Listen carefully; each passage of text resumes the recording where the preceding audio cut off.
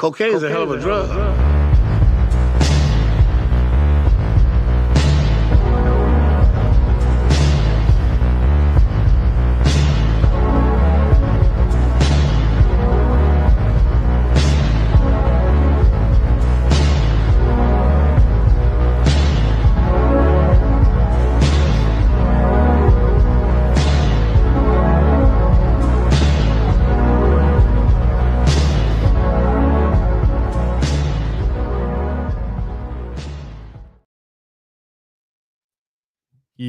Yo, we're live. Just got a sound check in the house. Let us know how we sound. How we're coming through in the chat. Some oranges in the chat. Drop some oranges, drop some Puerto Rican flags. Don't do that. Show some support. X-Files, guys. What's up, Marco? Chilling, Juan. You know, I guess we should fill the people in a little bit here on what Yeah, happened. we should. So, we had a guest planned. The guest fell through. Whatever. I guess, you know, as fate would have it, as phosphate would have it, maybe. I don't know. But this guy no-showed us, kind of. So we're rolling with the punches here. We got a backup plan. It's not going to be.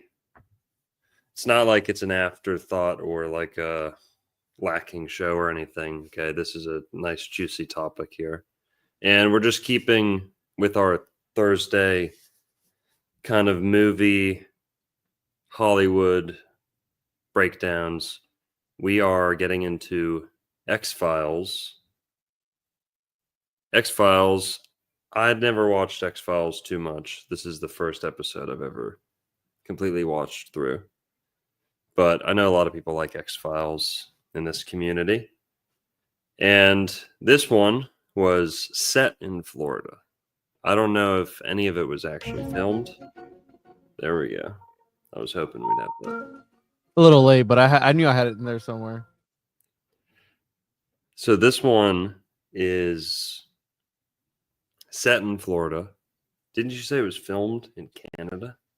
Yeah, well, I could be wrong on that. Let me double check because I know for a fact one of the ones that we were talking about was the one that in Boca Raton. That one for sure was filmed in Canada because apparently the X-Files has numerous episodes related to Florida that take place in Florida, such as the one that we're going to be talking about today. And also the other show, I don't know if you've ever watched it, American Horror Story, also has a similar episode like this one that relates to what we're going to be getting into that's also set in Florida, but I think it's on the East Coast and not the West Coast. Yeah, I know about that one. I know about the American Horror Story. I didn't know X-Files had so many episodes set in Florida. It shouldn't surprise us, really. But so this episode's called Humbug, and it was season 2, episode 20. And it is kind of diving into the circus lore or the circus.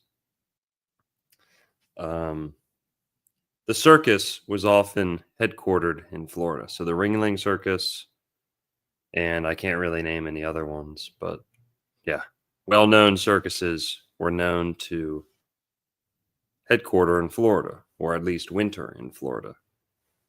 And this is kind of a made-up circus, or it's kind of like a heavy metal circus, like Hollywood circus that like performs with a lot of heavy metal bands. That's who the circus performers were in the show. They were like part of an actual troupe, a lot of them. That's one cool part about this. But X-Files season 2, episode 20, it's all about circus freaks. So it's basically like a crime spree, a murder spree among circus freaks. And they're living in a community, a circus community in Florida, which is a real thing. And there's a couple towns in Florida, mostly around kind of the north side of Tampa Bay. What's this one called? Gibsonton? Gibsontonville? Gibsonton. Gibsonton. Thanks. Thanks, Juan. Or Gibsonton. G-Town, I think is what they call it, something like that. Yeah, Gibsonton is a circus town. So a lot of the circus workers, the freaks, if it's okay to say that, it's probably rude, who cares? But the ex-circus workers, the current circus workers, a lot of them, since they winter in Florida or are headquartered in Florida, they find Florida really comfortable. They just end up staying there, and they have these big communities of ex-circus performers or sometimes freaks. So the X-Files is kind of addressing that and making kind of a storyline out of it. And there's a murder right among this like circus community. And the first guy we'll just run through a quick little summary of the episode here is the first freak that we meet, he's the Alligator Man. So these kids are playing in the pool, and their dad, who is the Alligator Man, scares them and sneaks up and like jumps in the pool or scares them from under the pool. And you kind of, the way that they shoot it, it's like you don't know who it is at first, right? And then he surprises them, and then you're like, oh, it's his dad. It's the kid's dad, whatever. So you're like, oh, just the kid's dad. He has this disease, makes him look like a freak, like an alligator. But whatever, the kids are happy to see their dad again. He was gone. He surprised them. Okay. Well, then the kids go into sleep. And then the dad's just chilling in the pool. And then boom, he gets shaboomed, kabanged. He gets KILLED. Gets mordored, okay? Might get demonetized here. Might get demonetized here. Yeah, we're demonetized, guys. That's why we're not streaming to the main channel. We got nuked. Yeah. It's all good though. RIP one-on-one podcast. But so Alligator Man gets killed. He gets killed. Okay. Yeah, he got bodied. And mysterious. See you later, alligator. You kind of get a glimpse of what did it. It's like a freakish little creature, but you don't get a real good look at it. Okay. He's just dead. So then next morning or whatever, the X-Files team is called in. And they're like, oh, this guy looks really weird. The circumstances were very strange. The entry wound is unusual. They don't know what type of weapon it was. The tracks that this creature made were very unusual, right? So they call the X-Files people, FBI, Freak Squad, Freak Unit is on the case. And she makes a funny joke about how she's like, look, what's her name? Scully, I think. Scully's the woman. Yeah.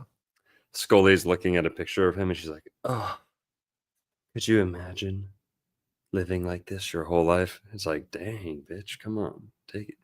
He's not that bad looking, fucking.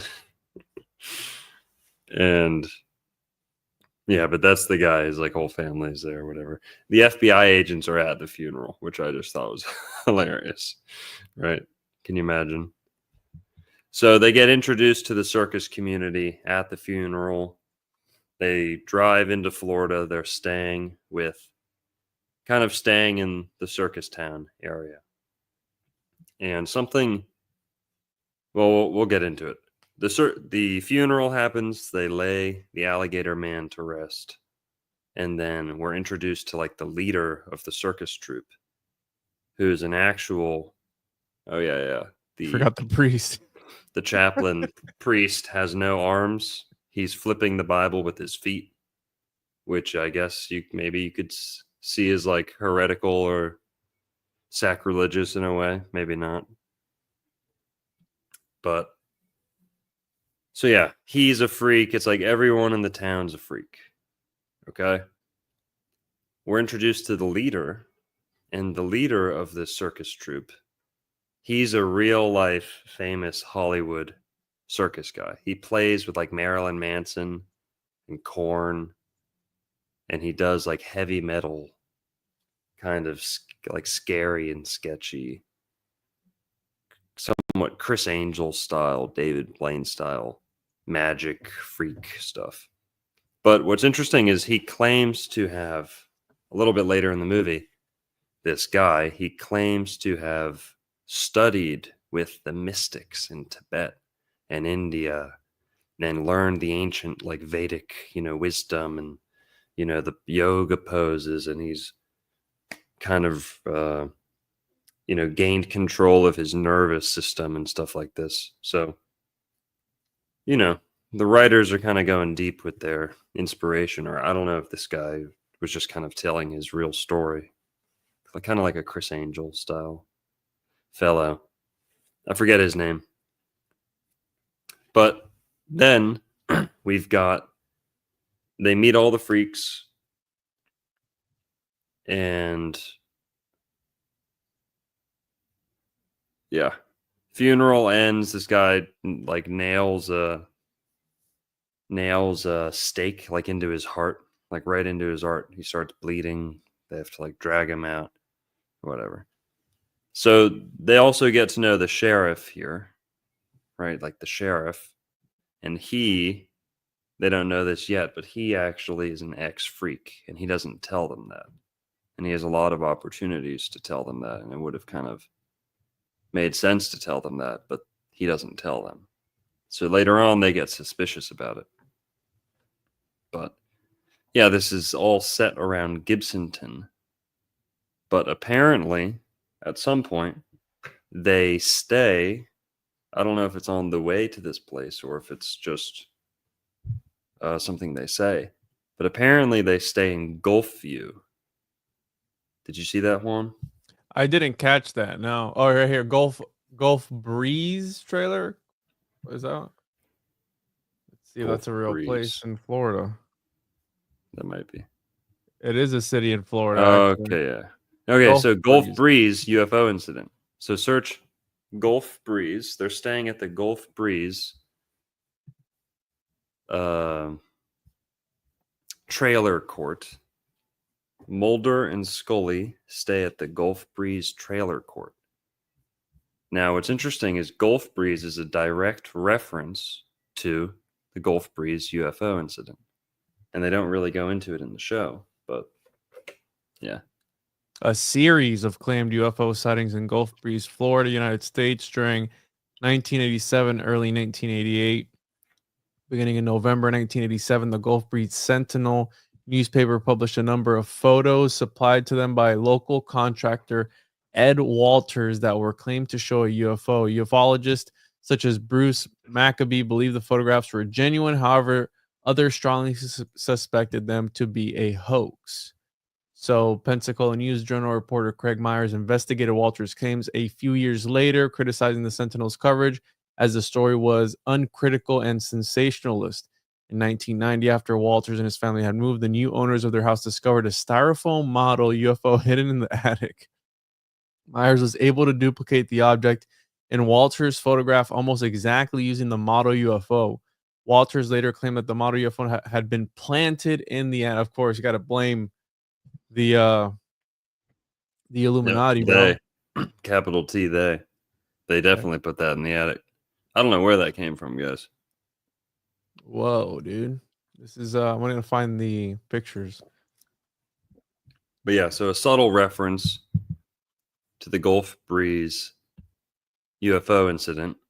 But again, and some of the commenters pointed out, that's closer to Pensacola. They are in the show, they're supposed to be closer to Tampa Bay. So I don't know if they stayed there on the way down or if they just kind of hodgepodged these places together in like a fictional way. Oh, more than But likely. yeah. So they go on to stay at this place, and they're staying with a lot of freaks and ex-freaks or ex-circus workers. And the owner of this establishment, this trailer court, is actually the midget, the dwarf, the short guy from Twin Peaks. Yes. And I don't know his name. I got but it pulled it's up here. the guy from Twin Peaks, and he, he does the talking backwards and stuff like that. Interesting little fella. And Michael J. Anderson. Michael J. Anderson. Hell yeah. Yakubian offspring confirmed.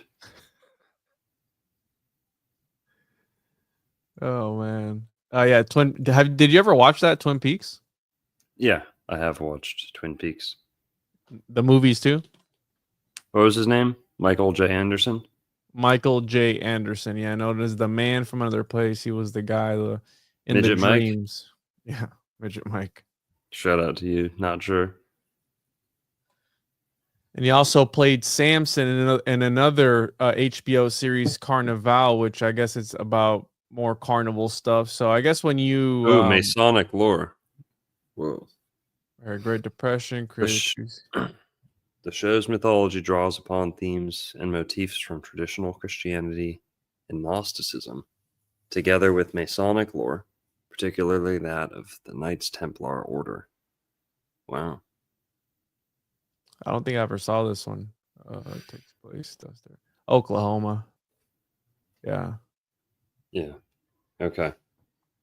Well, Gulf Breeze. This guy, he's the owner. He runs a tight shift. Looks like tight ship. Tight shift. What's the expression? I think it's tight ship. Tight ship. Yeah. Runs a tight ship. And this show's very PC. That's what I noticed. It's like there's a lot of kind of lectures and little like kind of, I don't know. This is the first ever X-Files episode you've ever seen? Yeah. Wow. Okay. It's pretty PC because they keep working in like little, remember Scully or remember Mulder. It's not nice to call them freaks or like, remember, they're people too. And you can't judge them just based off of, he's like, oh, did you assume that I was also part of the circus because of my height? How dare you? And stuff like that. Now, take notes, Longo. Yeah. Moralizing. That's a good way to say it. Yeah. This guy. So whatever. He's like, yeah, you guys can stay. All the freaks are staying around the place too. And yeah, let's keep going. So we're introduced to this guy. Okay. His name is Lenny, or his twin is named Lenny. Lanny. Okay, sorry, Lanny. We're introduced to Lanny and Leonard. We're introduced to Lanny and Leonard, and I think I have this right. Lanny is the one who talks, and he's, walking, talking normal, and Leonard is attached to him. So this tall, big guy with the receding hairline, he has an attached twin, like a little limp, kind of lame Siamese twin type thing attached to him. Conjoined twin. And he hides it, or it's got like it's his own shirt on and stuff. But he seems nice and normal. He drinks a little bit, and he's like, yeah, I'm an ex-circus performer. And okay. We're introduced to this guy. Nothing suspicious, really. They go, they're staying there, and then I think the next morning there's another murder. Someone got murdered, right? Can we move forward a little bit, Juan? Remind me who it is. this guy, the House of Terrors guy, the Okay, yeah. Tabernacle of Terrors, which he runs allegedly like a freak show type of thing attraction. He's like, don't call it that, you know. Yeah, he makes like zombie faces and like almost like taxidermy type stuff. He makes scary stuff. And apparently, yeah, he gets snuck up on. This little creature kills him. And again, we don't get a great look at it. And then boom, it just goes to the next morning where Mulder, is that his name? Yeah. Mulder, Fox Mulder. Wow. What a cool name. Fox Mulder he's out running and he sees one of these freaks who's like tattooed head to toe. He's eating a fish with his bare hands, right? Carnivore culture style. All right, guys, this is a great time to shout out our sponsor here tonight, Carnivore Culture TM, for sponsoring the video. We've got fresh roadkill protein snacks. Don't let that good protein go to waste, guys. That's right. Good animals that they don't want you eating. Okay. You gonna go on a vegan rant on this episode, or No. all right, good. No, I'm gonna go on a Puerto Rico rant. Do it. All right, just kidding. So he sees this guy eating a fish out of the river, and it's nasty. He goes right in for it, and then he scurries off like he doesn't explain himself. Totally looks suspicious. Runs away. Okay. And then he starts suspecting him. This Mulder guy, he starts suspecting him. Scully wakes up. She's got her fucking tits hanging out all over the place. Okay. Wood. This guy walks up and he's got his little twin hanging out of his robe. So it's like a funny little, they're both looking at each other's junk kind of hanging out. And he lets her know that there was another murder. Okay. So they go investigate. They find this guy dead. They got a whole lot of suspects, not much to go off of. The point of entry too, it's like on the side, similar to what the guy with the twin has on his side too. So there's an entry wound that they all share, and it's in the same area. So just to keep that in mind, right? Some subtle foreshadowing, if you will. Mm-hmm. So they see he crawled in through the window, and they don't know what did it. They're like, man, he must be a contortionist. He must be crazy contortionist. And then it switches scenes to the leader of the circus troupe. And he's doing something crazy and kind of contortionist. He's hanging upside down, like, what's his name? Houdini, yeah. Above like a boiling pot of water. And he gets out of it. And yeah. But they suspect him of being the killer because of a couple different clues, because of how he's acting and because of the skills necessary to commit the crimes. So they interview him. Oh yeah, he talks about sucking his testicles up into his abdomen. Yeah, that was weird. Right? And here, After he had put a nail in his nose. He put a nail in his nose. He introduces them to his friend. He feeds him some crickets. Yeah. Yeah, they got his blood, though. So they got his blood from the nail that he stuck into his skull. And they're going to go test it. Now, she goes looking, I guess, on another side of town, goes into the museum, kind of like a circus or freak museum. And she's introduced to this guy who literally has a ball sack on his face. He's his deformity is literally a ball sack on his face, and you don't see it till like the end. There it is. There's a good shot right There there. it is. You got Yeah, that. He's a Balchinian. dude. Yeah. So he's got nuts on his face. She's trying to get out of there. He scams her out of $5, but he gives her a clue. And she gets a clue about the sheriff, about how the sheriff used to be a freak. And now she starts suspecting the sheriff. And she's like, oh, I got to race back to the trailer park. Might be the sheriff. And when this Mulder guy, he goes over to Scully's trailer to check in on her, update each other. And he finds this little midget Mike under her trailer, you know, up to no good, seems like. And he gives him another lecture. He's like, oh, you're assuming the worst. How dare you? And then Scully comes out. They talk. They confirmed the blood on the nail was like, it matched, but the blood type matched, but they didn't know if it was the right DNA. So they needed to wait a little bit more.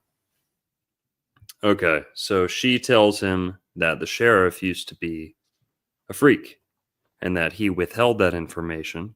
So they start suspecting him. You know, why would he do that?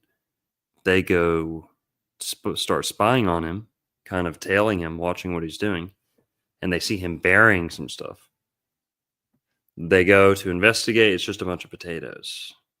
And they're like, oh, shit. And then the sheriff comes out with a flashlight and catches them going through his potatoes, digging through his stuff. He's like, what the hell? And then he's like, yep, that's me. I was the dog man. I was the dog face. Hairy face dog man. And yeah, we're gonna dive into all the little kind of symbolisms and mythical creatures, you know, one by one after we get through the whole summary here. But so yeah, the sheriff is like, he comes clean. He's like, yeah, I used to be the dog face guy. Well, then we see the freak, the guy who likes to eat stuff, the tattooed guy. He's chasing a dog. Chases it back to Midget Mike's house. Barely misses the dog. The dog makes it in. The freak tattooed Probably freak gonna guy. eat it, bro. Yeah, he was trying to eat it. He pays his rent to Midget Mike. Midget Mike is like, all right, see you later. Then someone knocks on the door or something. And Midget Mike is like, hey, who's there at the door? You know, I've got a gun. And then this little creature grabs him through the door, sneaks in through the door, sneaks into the doggy door because he's doggy sized. So now we're given more further evidence that this thing is small. It's not like normal human sized, whatever this creature is that's doing the killing. Comes in through the doggy door, kills him, and boom, we've got another murder on our hands. Same thing the next morning. The guy with the adjoined twin tells Scully, hey, we got another murder. This time they find evidence. They find like a pin in his hand or something, a flower or pin, needle, I forget, in his hand that indicates it was the leader of the circus troupe. So now they think they know for sure. Oh, it's the leader of the circus troupe. We definitely got him. They go over to arrest him. He resists. They arrest him. And he's crazy too. Like he won't reason with them. So they're like, all right, this guy is definitely the killer. Yeah, they find him hooking needles or Fishing hooks. yeah, fishing hooks through himself. It's like an ancient Native American ritual. Yeah. And then they arrest him. Seems like they have their guy. And then when they go to jail, they find this, what's his name? Lanny and Leonard curled up. He's moaning. And turns out Leonard, his adjoined twin, has left his body.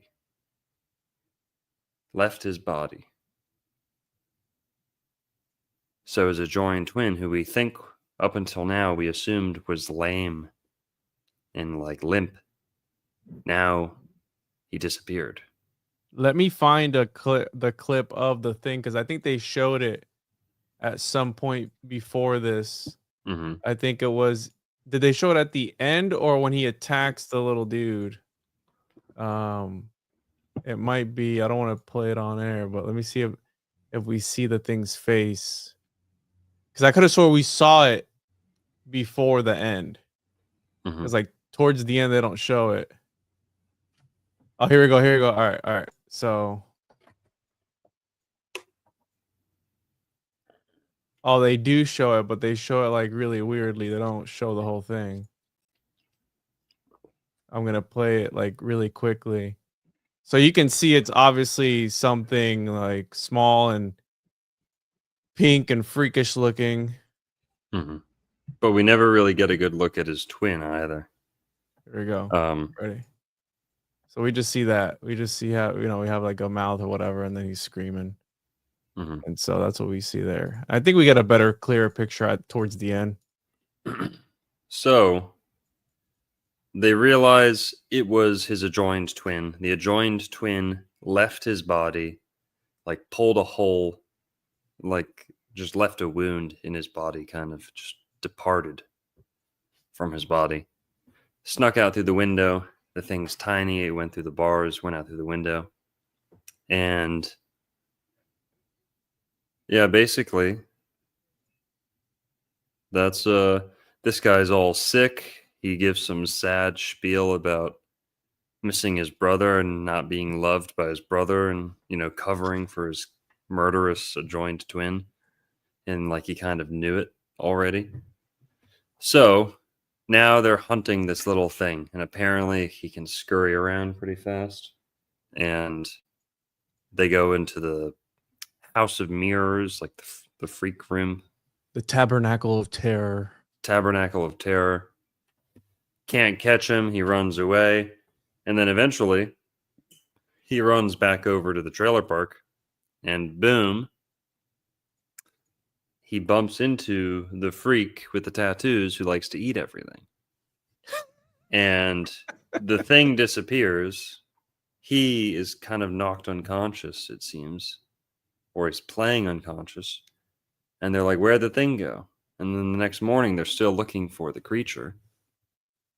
And Tattoo Man and the leader of the circus troupe, they're ready to leave. They're hightailing it out of town. He's patting his stomach and it's growling, so... Yeah. He's got it in his stomach, is basically what we find out. And they're leaving. It's like they got the catch of a lifetime. They're trying to get out of there before anyone realizes. And then Scully and Mulder kind of look to each other at the very end because he says some suspicious stuff. And they're like, oh, wow.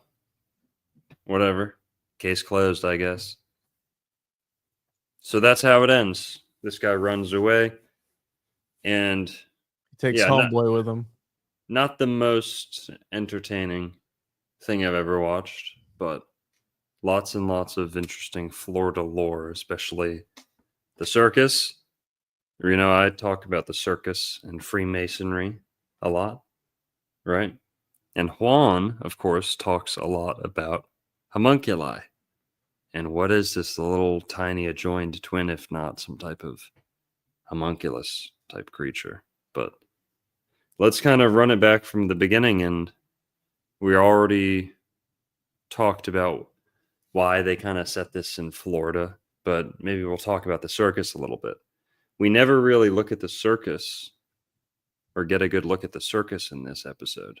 It's more about like circus performers or freaks, sideshows they call them, right? But and I forgot to mention it. It starts off with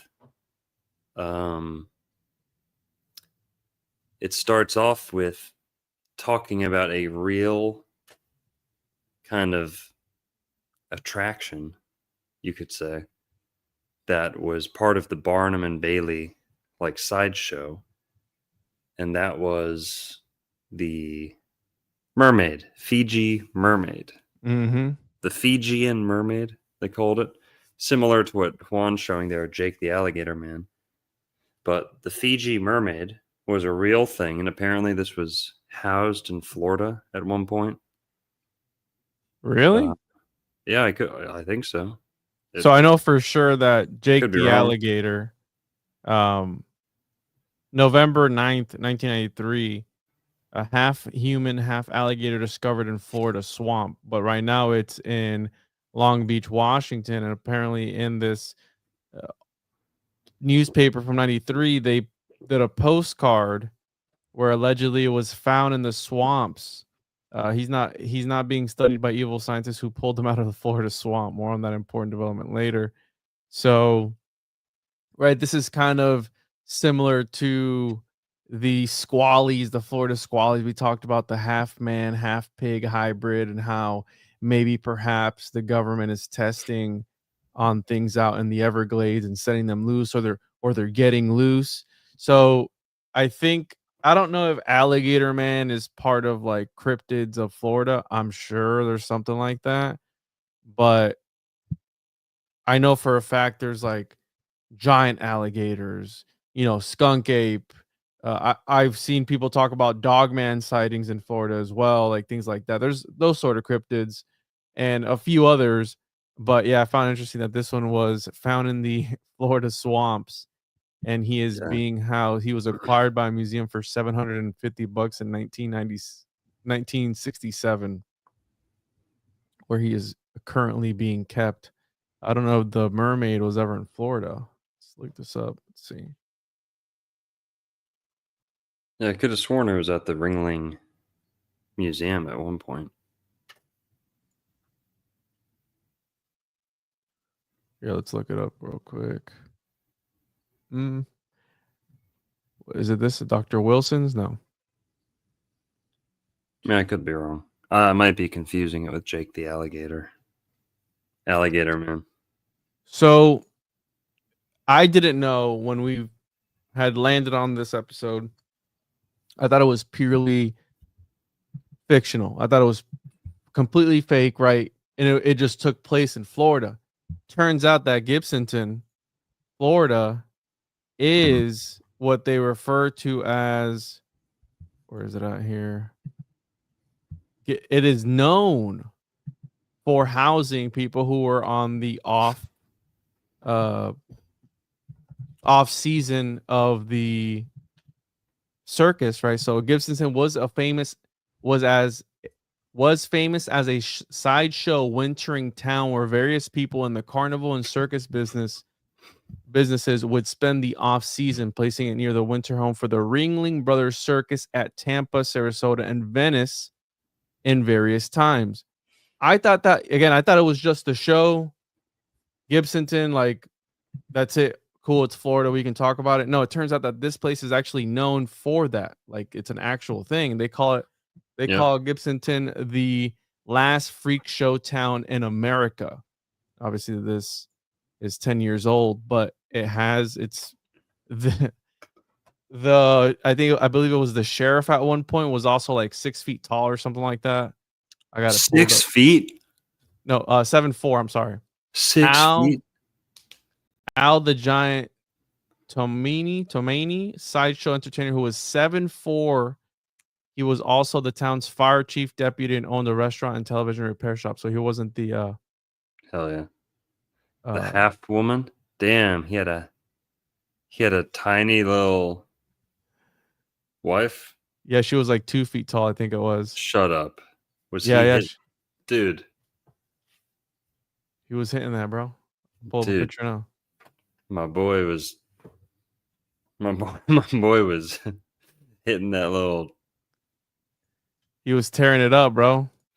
Dude, for real. So right here he is. She had no legs. Yeah. Still, Damn, I mean, that's kind of weird. She was a little fuck nugget.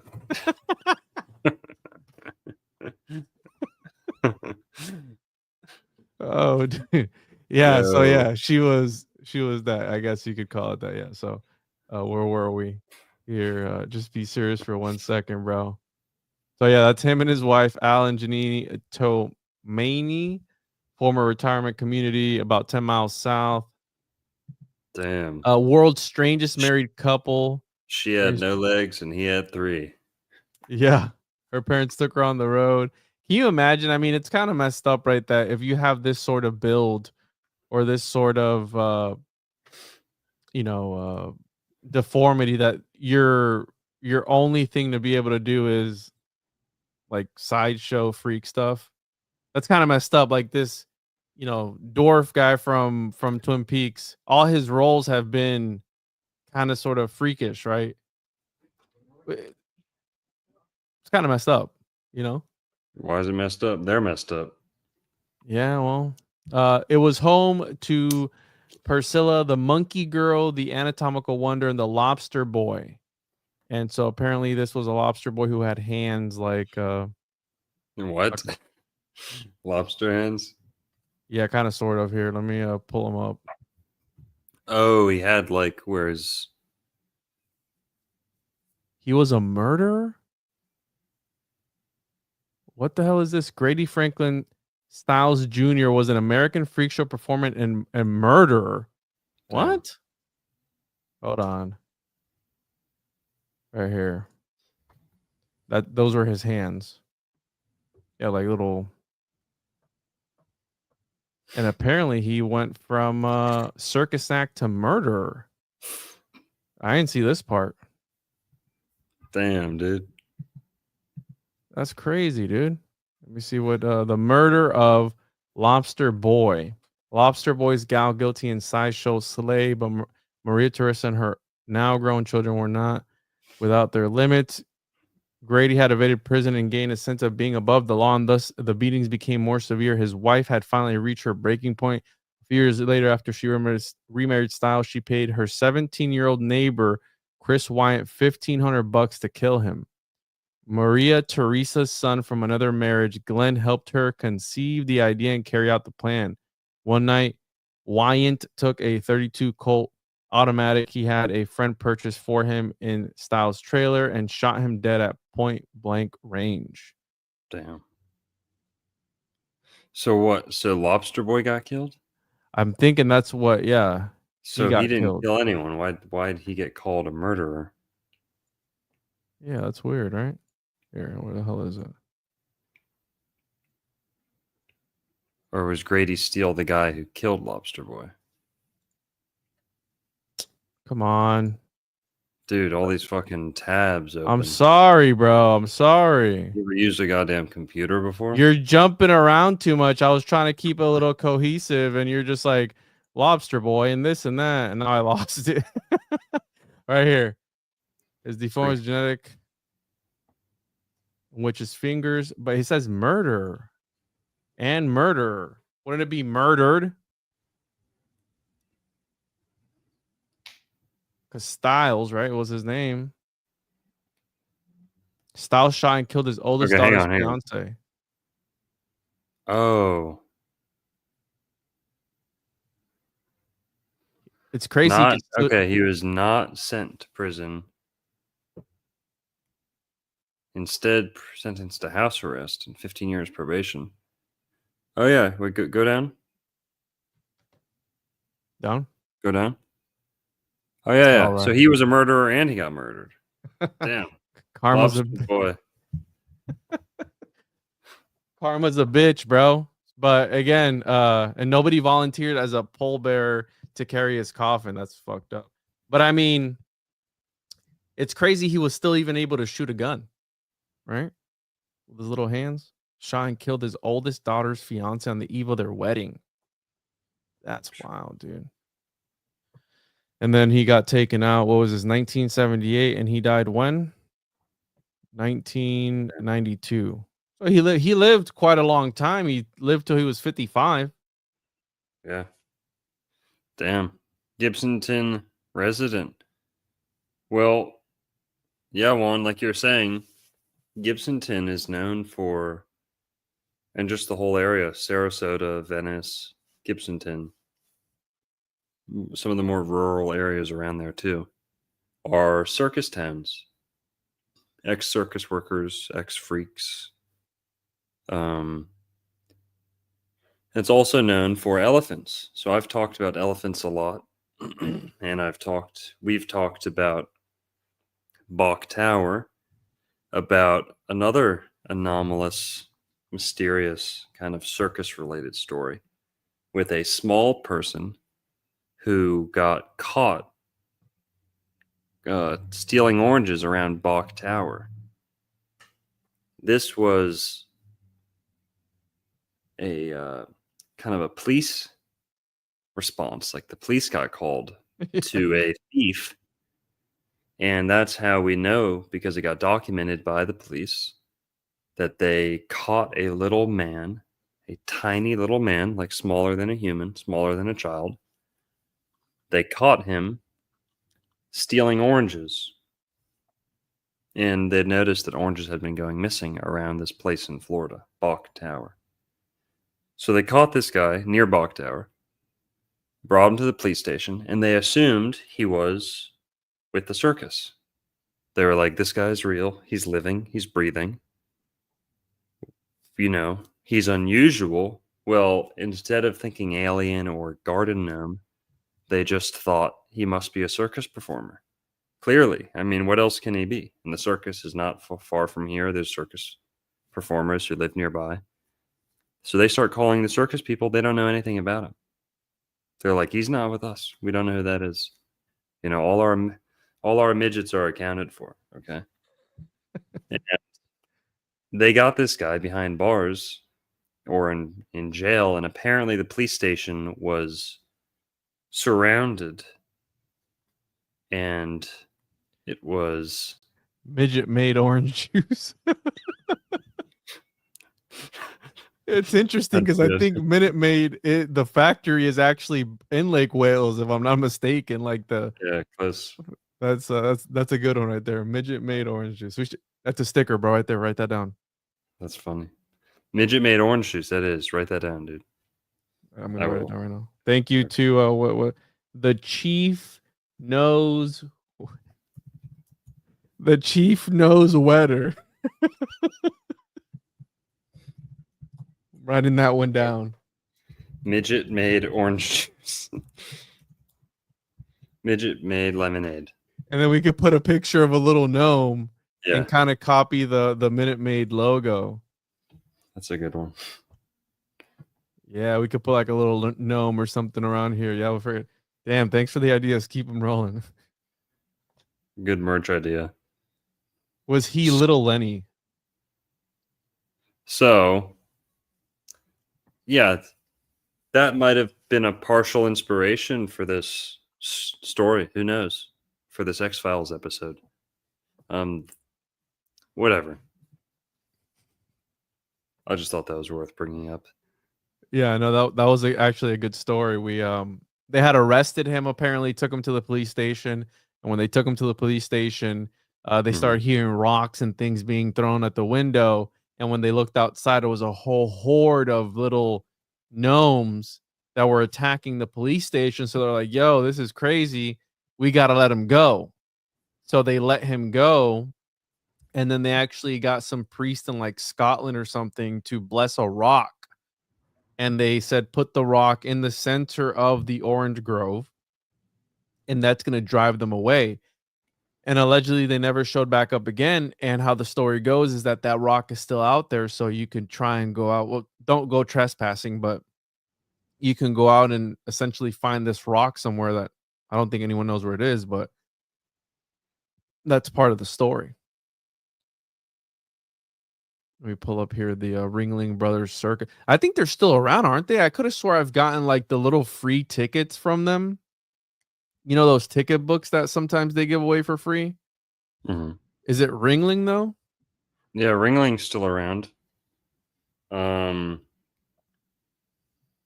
The circus is still around. It's operated by the Feld family, which is, guys, go check out my Elephants of Atlantis video, or Ancient Elephants Prove Florida Was Atlantis. That's a real good video. But the Ringling Circus, let's just talk about the circus for a sec. Okay, why are there so many circus workers in Florida?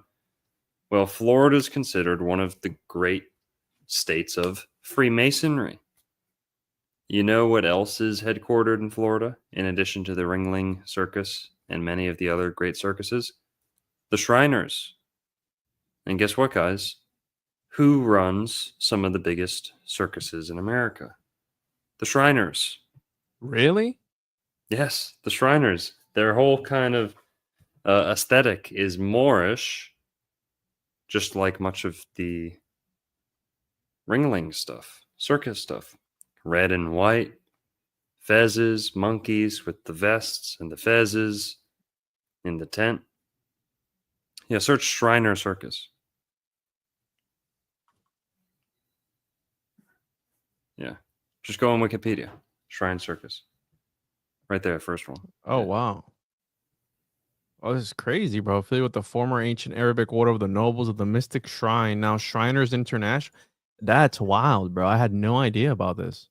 Yeah, and also it's not so Freemasonry. You can just ask the AI. They'll on Google. You can search Freemasonic origins of circus, of the circus.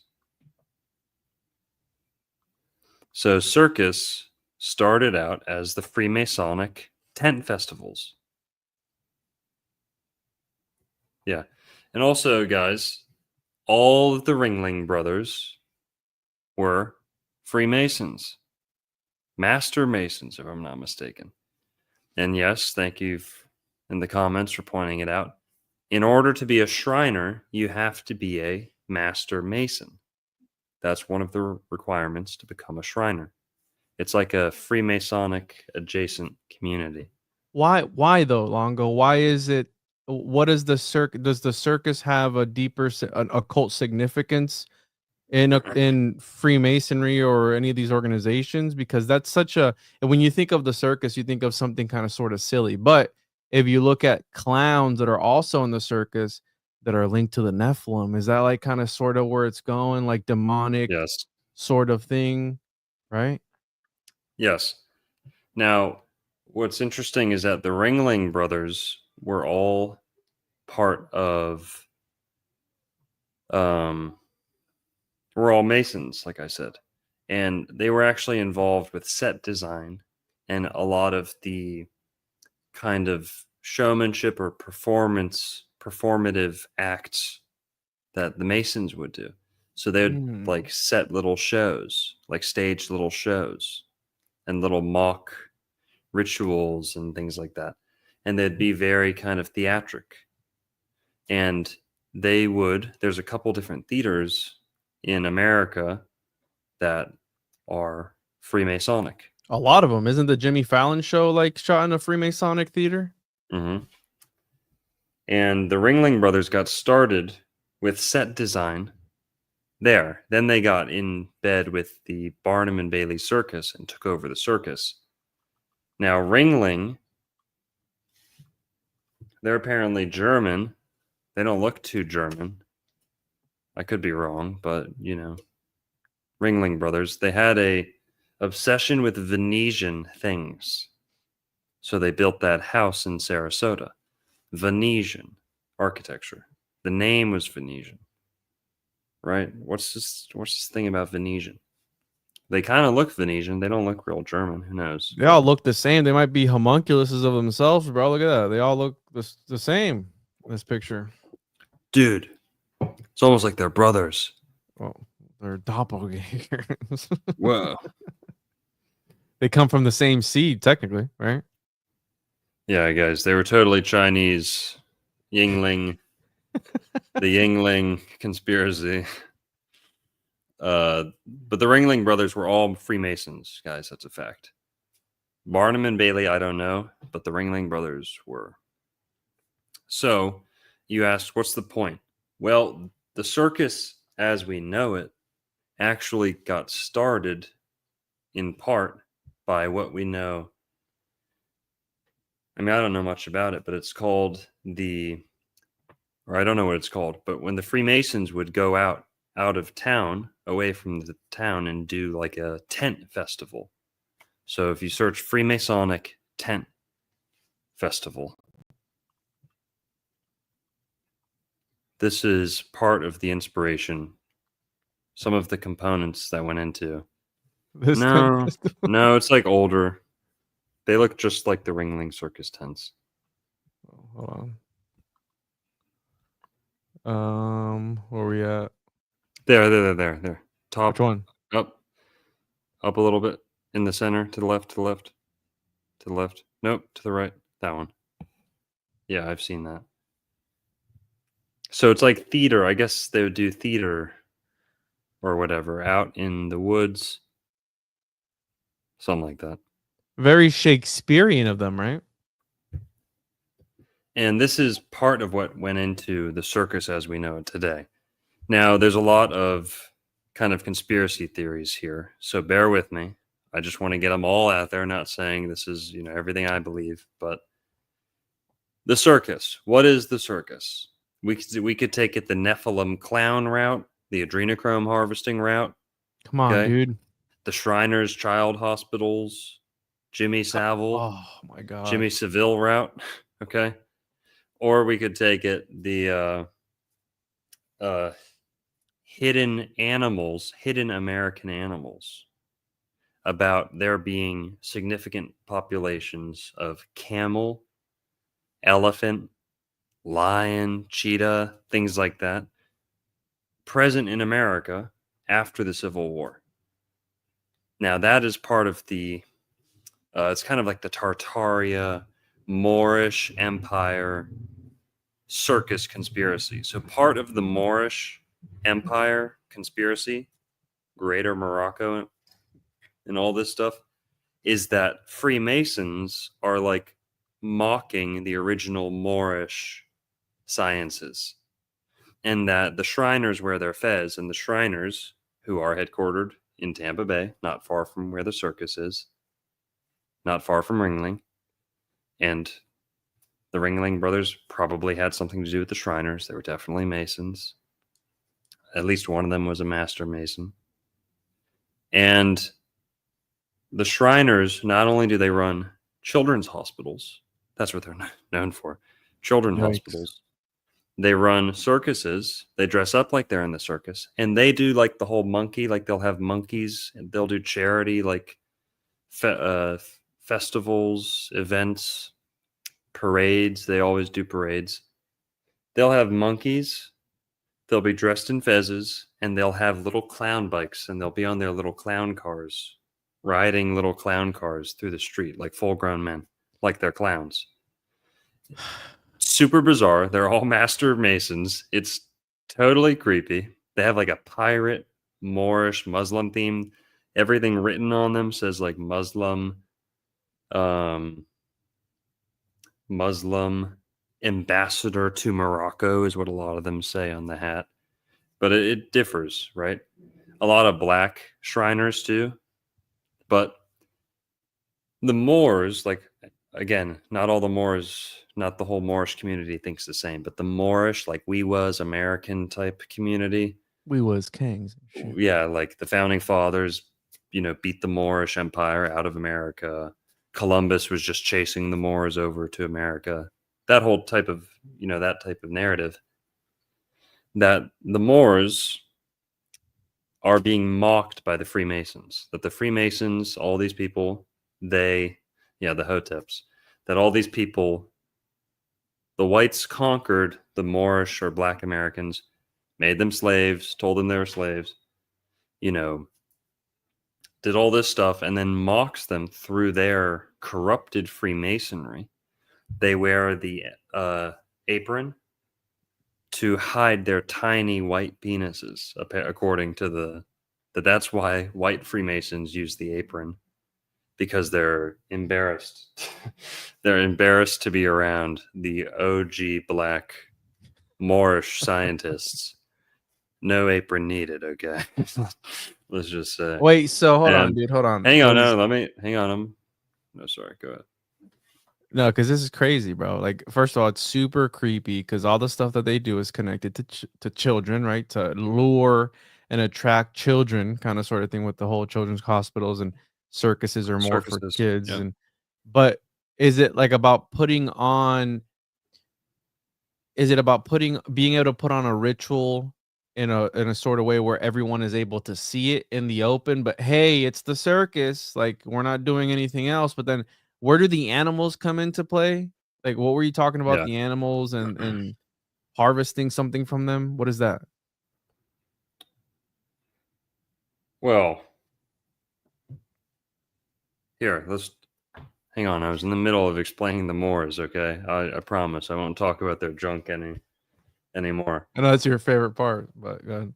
The Moors, the Shriners dress up like Moors. We know that. Very often, you'll see in circus acts monkeys dressed up as Moors, and the Moors believe this, and you kind of have to be like, yeah. Why do we dress up monkeys in like Arabic clothing and make them dance for change?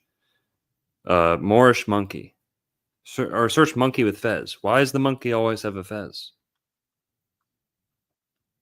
Why do monkeys always have fezzes in cartoons and movies and always has a fez? Because apparently, according to the Moorish scientist people, this is a subtle Hollywood mockery of the Moorish Empire. They're saying that the Moors are monkeys and the fezzes, they're circus, like a fool, like a circus performer.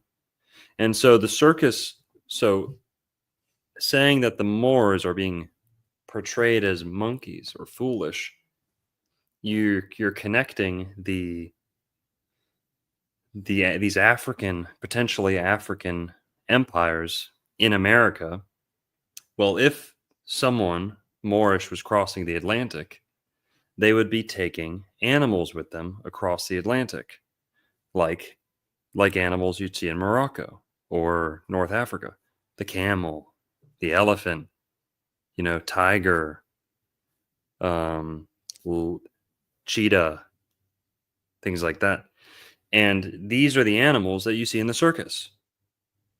So if they're making fun of the Moorish aesthetic at the circus with the Shriner influence, could this also be how they're, some would say, discarding, covering up the animals?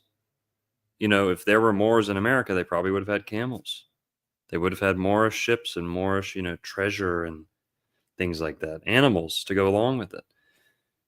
Those animals, instead of getting slaughtered, I guess, the Freemasons decided to make a buck off them, imprison them, mock them too, I guess, mock the lifestyle, train them to do tricks and stupid shit. So yes, this is a whole bunch of wee was stuff, but there's a lot of, good kernels of truth to it, I think. And the Moorish monkey thing, I think, is definitely some type of propaganda, subtle subconscious propaganda.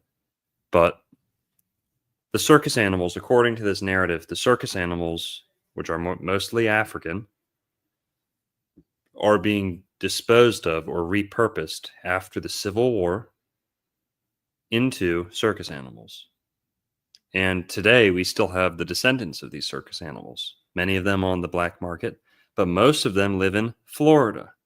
So there's something like 500 elephants in all of the Americas, and 90% of them live in Florida. Can you check me on that? How many elephants live in Florida?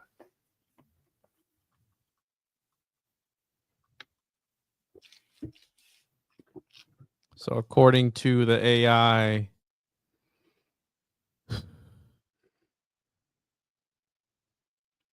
here, let me pull it up because I'm not seeing exact numbers here, but elephants live in Florida at White Oak Conservation, Two Tails Ranch, and the Mayaca Elephant Ranch. The White Oak Conservation, 2,500 acres. It doesn't say how many though. Well, that's also not far. A lot of these elephant places are not far from Gibsonton. And part of Gibsonton and part of the whole circus performer population in Florida was that many of these towns, like Juan was saying earlier, had special regulations, special coding, special, unique accommodations for the elephants. And unique accommodations for elephants, small people, right? Like the post office had like a window that was like, tiny, and like a window that was super tall for giants, right? Sarasota had accommodations Mm-hmm. for circus performers because there were so many. And there were things like you weren't allowed to tie up that might be a Miami thing, but you weren't allowed to leave your elephant unattended. You had to get a driver's license or some shit like that. There was rules, about all the weird circus stuff that was around. And so, who knows, guys? Who knows? There is some stuff to the whole Moorish cover up of America. George Washington chopping down the cherry tree is apparently the founding fathers. The subtle kind of mythology of George Washington representing the founding fathers, covering up the alliance that they had with Morocco. Morocco being one of the first countries to recognize America as a new independent nation. And then one of the first things we did was kind of backstab Morocco by going after them for piracy. That was one of the first things America did on the world stage. And George Washington chopping down the cherry tree, never told a lie, right? Or stuff like that. No, that's Honest Abe. Sorry, Honest Abe, Abraham Lincoln, right? You might be getting your. I think Yeah, I think I'm Washington getting was Washington, the but tree. Washington was the cherry tree, and the cherry tree is supposed to be the Moorish flag. Okay, the flag of Morocco, and America is supposed to be the feminine cross-Atlantic sister continent to Morocco, America, Morocco, America, right? Feminine, masculine. And Columbus. Columbus discovered America right after the Moors were expelled from Spain. Pretty much within the year. So there's a whole lot to this. All the Moorish architecture around Florida, especially the Tampa Bay area, where this whole circus community is kind of centered around. And all right, that's one side of this, is that the circus is a whole big cover-up for things that the Freemasons want forgotten or mocked. Now, to Juan's question, why do the Freemasons use like a circus? What's the point?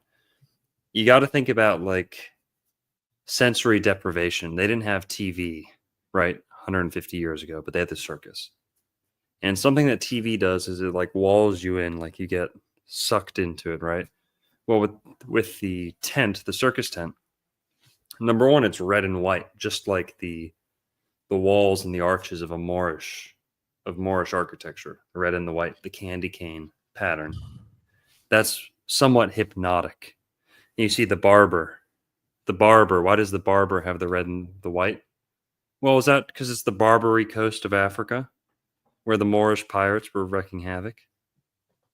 The red and the white of the Ringling Circus tent, the red and the white of the Knights Templar, the red and the white of the KKK, the Knights of the Golden Circle, all this, these are all the ingredients that were brewing in the Freemasonic South when the circus industry kind of comes up after the Civil War. For anyone who wants to kind of test how much of this is legit, go look up elephants in the Civil War, camels in the Civil War. Guys, you know that there was camels used in the Civil War? I'm a Civil War denier, so right. I don't think it happened. But let's see here. President Abraham Lincoln politely declined an offer of elephants from the King of Siam, yeah, to use in the Civil War. Yeah, it's in my elephant video. But camels were used. Camels in the Civil War.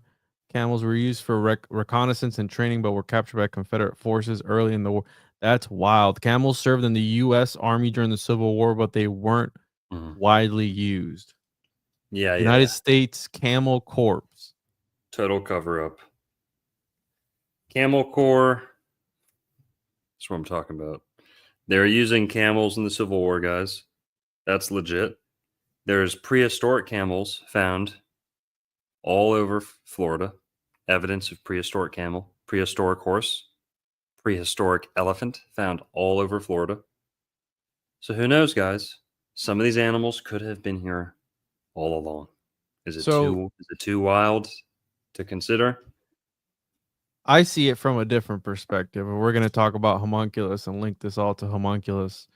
And we know that the Freemasons, the way I've come to understand them, is that they took the lab work out of alchemy, so they're kind of purifying the soul, the man, whatever. Who cares, right? The reason the reason the exotic animal, being lions and rhinos and all these, exotic animals as we would know them, interests me is because this thing I'm going to pull up here. From tiger paws to bear testicles, the bizarre animal parts are on sale in China's medicine markets, where the more endangered a species is, the more healing qualities it is believed to have. So, the exotic animal penis market is a thing, okay? Because it's used for ED and all these. Your mom's the CEO. It's used for all these different ailments, and in my opinion, what somebody would believe to be special powers of sorts, right? There was recently an entire shipment of, I think it was like donkey penises that were stopped, that were being shipped from either Africa to China or something. I got to look it up, but it's interesting because in a 9th century grimoire, shut up, bro. In a 9th century grimoire, one of the ingredients to create a homunculus was to find the biggest dog penis you could find, and you had to beat a cow carcass to a pulp with it. Now, very interesting image. If you were to think of that, how would you know you had the biggest dog penis? Or can different animal penises make different homunculus? Can a rhinoceros penis make and we know that walrus penises were even used as weapons, and you can buy them online. You can actually buy the walrus penis bone, and it's used. They use it as a club, bro. Like, they use it as an actual weapon. So I think that I when I think of the animals and the Freemasons and all this other stuff in the esoteric, I'm thinking this route. And the way that you're looking at it also makes sense, to where it's like okay, so hang on. They have all the animals there in the tent performing. Bro, what does that have to do with penis soup? Well, that answers the question as to why what do you need the exotic animals for? It's a circus. Hey, we're doing rituals in plain sight, right? Like, here, look at us, guys, and they're doing other stuff behind the scenes, bro. You could also say that it's like symbolic, like they're bringing like animals in like one by one, saying like I don't know, maybe the order in which the animals are brought into the tent kind of like tells a story in alchemical symbolism. Who knows? Yeah, but as well. But no. Let's keep talking about the walrus. Hey, dude. So you said the little aprons, right? The aprons are important because it's covering up the generative power that man has, or covering up their small wieners, or whatever it is. Like, it's all about. We know it's about the schlong, dude. Dr. Schlongo Longo, right? Like, that's the whole thing behind it. Yep. And dude, Egyptian architecture, the obelisk. What is the obelisk? The story of Genesis, they say that it was about reproduction, right? Like, about discovering the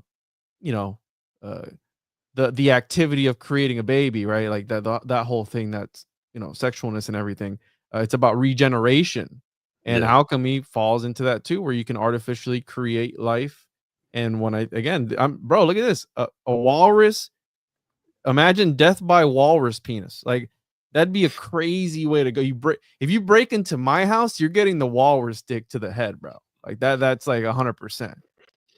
Like that's what you're getting. Like you're gonna get beat down with this thing. And I was talking to somebody recently. I think his name was Headless Giant, and he said that usually when an animal dies, the first bone to go is the it's got a name. I forget the name for the penis bone, but the penis bone is like one of the first things to go. It's called the Juan on Juan podcast, is what they call it. Hey, dude, I'm just connecting dots, bro. I'm just trying to look for answers. All right. So death by walrus wiener.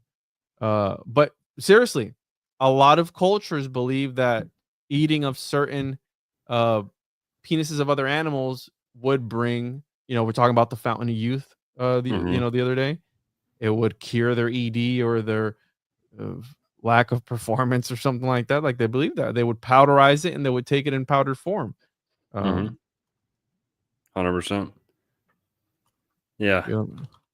I think that it has to do with, we can also talk about adrenochrome harvesting and the theory that at the circus, it's all, like you said, all there to get kids packed in. Kids go missing at the circus. People run away at the circus. Oh, everyone runs away at the circus, right? Go run away. Everyone gets told that. Oh, if things get tough, I'll just go join the circus. Yeah, no one will ever come looking for me as long as I just tell them I'm with the circus, right? What do you guys think? Are we on to something here with the missing kids, the circus, the Shriner Children's Hospital, the Shriner Circus? The donkey penises. I don't know. The donkey penis trade. I'm serious, bro. This is an actual thing. It's a Hong Kong. It's Chinese medicine. They used every piece, right? You guys were talking about the urine therapy and the whole warming the urine up in the microwave, but the Chinese were using every single bit of human discharge and other things for medicinal reasons. Now, I'm not saying it works. I'm not here to advocate for it. These are some beliefs that some people hold. And we're talking about people who are usually into the esoteric and occult side of things, right? Because no one in their right mind would think of this. Like, let me eat some powderized donkey dick to see if I can cure my ED or whatever it is. These are secrets, right? It gets into maybe even witchcraft and other things, right? For spells and whatnot. So I wouldn't put it past them if the Freemasons were up to some gay stuff like that. I mean, they're into gay stuff already. Yeah, the Shriners are definitely usually more sus than the Masons themselves because, like I said, you have to be a master Mason in order to join the Shriners. And they're called the Ancient Order, Ancient Noble Order, Ancient Order of the Noble. I don't fucking know. Ancient Order of the Noble Mystic Shrine, some shit like that.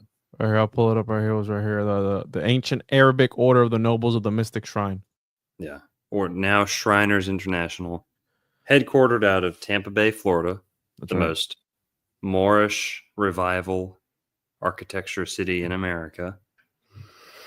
And they do all the elephant stuff. Guys, go watch my elephant uncovered Elephants of Atlantis video, like a year old or so. You know how much they're abusing these elephants? Okay, it's not just the kids getting it bad. The elephants are treated like worse than animals that are going to get slaughtered. They get electrocuted all day. They get whipped just because they won't do the little tricks. The Feld family, totally evil lizards that are, the family in charge of the Ringling Circus now. Super evil. We don't have too much time to get into it. But they're like punishing these elephants. Apparently they got rid of all the elephants. Thank God. Recently. But it was this whole big conspiracy where they had hidden cameras. They had spies. They hired a secret agent to follow around the animal rights advocates. Yeah. Wow. The Ringling Circus got in trouble for spying on their critics. Right? Like planting double agents in the agencies that are trying to go after them. Yeah, crazy stuff. Well, the Ringlings built this big old mansion in Sarasota. And blah, blah, blah. what else can we say? The circus, just real quick with the adrenochrome harvesting, the idea would be all the new sights and smells. The tent is up. It looks like one of those, like a kind of hypnotism thing. You're getting hypnotized. The sounds, the smells, almost everything that walks into the tent is going in a circle, right? Whether it's the motorcycles, the elephants, going in a ring, in a ring, in a ring, ringling, ringling, going around. The ringleader, right? They've got the hoop, they've got the staff, the rings and the wand play a big role. That's kind of magical right there. Mm-hmm. And then you've got the good-looking women, the big beasts, the big animals. I think that it's just maximum stimulation. A whole part of this is that, how many kids are afraid of the circus, terrified of clowns, especially afraid of clowns or afraid of the circus? Or even Santa Claus too. And I think that's because it has something to do with this whole adrenochrome harvesting conspiracy, that the circus was meant to terrify or just to get like the whole range of emotions kind of dumping hormones into the blood. I know this is kind of creepy, and again, this isn't like what I think about all day, but this is You're gonna have to take this video down, bro. Whatever, we'll be okay.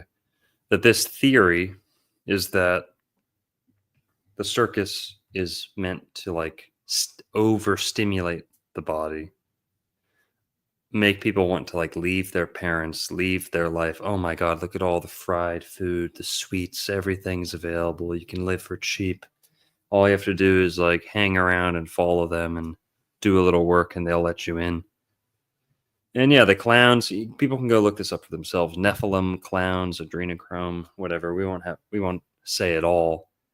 But that's the thing, is that why are the Shriners involved with all this stuff? Why is it children's hospitals and donating to children and needy children this, needy children that? The circus is making fun of the Moors. The Shriners seem to be behind it all. And people can, stitch together the rest there. We don't want to get in too much trouble on YouTube, like Juan said. But yeah, this is news to me. I didn't know the Shriner Circus connection, and it makes a lot of sense. That they would be into that, and I wonder what else they're into. That they're also into zoos, right? I've been to zoos before where there'll be a bench, and the bench has a Freemasonic emblem on it, and it's like donated by Freemasonic Lodge 666 or whatever it is. So it's about animals, and like all these places where children congregate and go to. So yeah, that's super creepy, man. Also, carnies or gypsies, carnies are usually just gypsies and kind of, I hate to say it, but very often the scum of society. People who are okay with people who either are criminals themselves or are okay with being a part of kind of a criminal organization, like, watch it, hey, watch it. That's what I got pinged for, bro. No, that's not, dude. That is what I got pinged for. I'm telling you. Okay, but you're talking about promoting criminal organizations. We're just talking about one. If I say, and we don't condone that behavior. We don't condone anything. We're against it. I love Hillary Clinton and I love the government and the CIA and all that stuff. So and I love our justice system. It's good, and we need order and stuff. Just in case, bro. Because I took the school today to get my strike removed after a certain time, and that was part of the schooling. So I was reading about what you were able to do and not do. That's what I'm telling you. Just tread lightly when it comes to talking about that. All right. Okay. What else? I guess we can talk about. We talked about mermaid. We talked about alligator man. Some of the little hybrid creatures that might have been people claim were in Florida before. We should also, I guess, talk about Dogface a little bit. about the sheriff being Dogface. Can you look up dog men or the mythology, the history of dog people, dog faced? I think Alexander the Great saw some on his travels. I know that much. St. Augustine also talked about them too. Whoa, this movie's largely, or this episode is largely centered. It draws from St. Augustine. It's not set in St. Augustine, but the whatever. I'm saying Saint Augustine talked about them. Yeah, I know. But the city's named after St. Augustine. Yeah. So here, let's read through this. So cynocephaly was familiar to ancient Greeks from representation of the Egyptian god Duamut, Wawet, Anubis, the heads of jackals, the Greek that word. Wet ass pussy. I got that. Wow. Wet.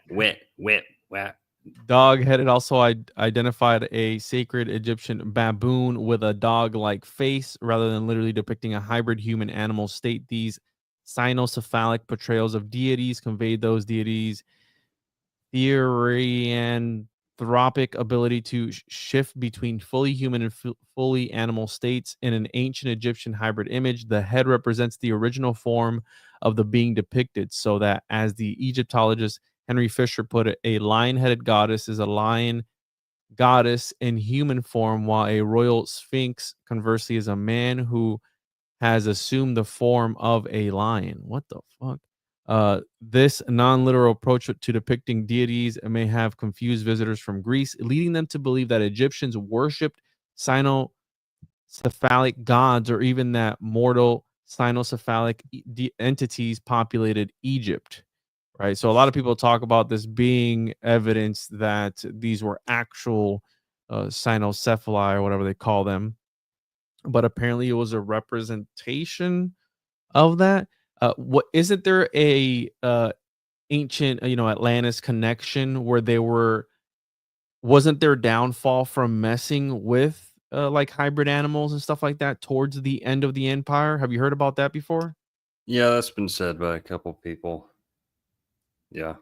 So almost like some alchemical chimeric transmutations that they were probably doing, and that's what it's all about, perverting what God has already made, right? To make something different that God hasn't made. So you're taking on that role and you're inverting it, which is, again, some would see that as the evil. Reports of dog-headed races can also be traced back to Greek antiquity. In the 5th century BC, the Greek physician Ctesias, I don't know how to say that, in his Indica wrote a detailed report on the existence of cynocephali in India. Similarly, the Greek traveler Megasthenes claimed to know about dog-headed people in India who lived in the mountains, communicated through barking, wore the skins of wild animals, and lived by hunting. See, these aren't actual like representations. These are people talking about they're actually being dog-headed people. Claudius Anus also mentioned the dog-headed tribes in India, and he too wrote that they are of human shape and clothed in the skins of beasts. He also added that although they have no speech and how to communicate, they were capable of understanding the Indian language. Herodotus reported claims by ancient Libyans that such creatures inhabit the east of their lands, East Coast, right? As well as headless men and various other anomalies. So the best estimate for this place where the battle between the Argonauts and the cynocephali took place is modern day North Serbia or South Hungary. Some Greek writers also mentioned the Hemicynes, singular Hemicyon, meaning half dogs, late antiquity. So we have, who'd you say, Alexander? Right here, St. Augustine of Hippo. I was wrong. I think I've seen that before, though. I could have swore I've seen Alexander talking about that, but definitely St. Augustine talked about it. St. Christopher, right? The dog-headed saint. In Eastern Orthodox Church, certain icons covertly identified St. Look at this. Augustine, I guess, up there saying, but insisted that if they were human, they were indeed descendants of Adam. Like Adam. That's interesting. Yeah, and he also talked about the city of, I was going to say the city of God, and it's in a particular book where he talked about these entities existing, and he considered the possibility that they might not exist at all or might not be human, which Augustine defines as being mortal and rational animal, homo. So they were homo, but instead, if they were human, they were indeed descendants. Yeah, that's crazy. Saint Christopher. Christopher picture with the dog's head is not generally supported by the Orthodox Church, as the icon was prescribed to the 18th century by Moscow. Okay, just skip down. See who else talked about him. A legend that placed Andrew the Apostle and Bartholomew the Apostle among the Parthians presented the case of Abominable, the citizens of the city of cannibals, whose face was like unto that of a dog. After receiving baptism, however, he was released from his doggish aspect. All right, just skim through this. Just throw out some names. Ibn Battuta, this guy. From 1325, so 14th century. All right, who else? Just skip. It's not that important. Medieval West. Paul the Deacon. The Noel Codex. I'm not seeing any other names here that English, apparently. Marco Polo, apparently. Oh, Christopher Columbus reported that the Taino were familiar with the Sino. I knew them. Oh, damn. I was gonna say them dirty Puerto Ricans had something to do with the. You guys ate them. You guys ate them all. We robbed them and then we ate them, right? You ate them all. You got China. The Buddhists describing an island of dog-headed men in the east of Fung Sang. Nation visited. Who else? Modern appearances. Ghost Rider. Nah, this is all like movies and shit. Plays a role in mythology. And yeah, the sheriff is a dog-headed man, or they say he's just hairy, but eventually he's just normal. His hair falls out. Yeah, so basically, the sheriff is one of these dog men. I don't know if one of those has ever been reported in Florida or what. There's a video. You want to see it? Let's go for it. Let's hit it. Let me pull it up. So apparently there was this video in Fort Pierce. I want you to see this and let me know what you think. I have my own suspicions as to what it could be. But this is allegedly. This is dogman type creature spotted in Fort Pierce. This is 2021. Some people misidentify these creatures for kangaroos, blah, blah, blah. So here it goes. Ready? Definitely just a chupacabra. Oh, here we go. I need you to listen to the audio, though. Hold on. All right. This is kind of funny. It went away. Yeah, I got it here. Okay. To share audio. Whatever. Who cares? I can't share the audio because it's gonna echo. It's fine. Here. All right, here we go. This is a dog man in Florida. Oop, there we go. We really can't hear it? Right there. What? Did you see it? No. All right, watch.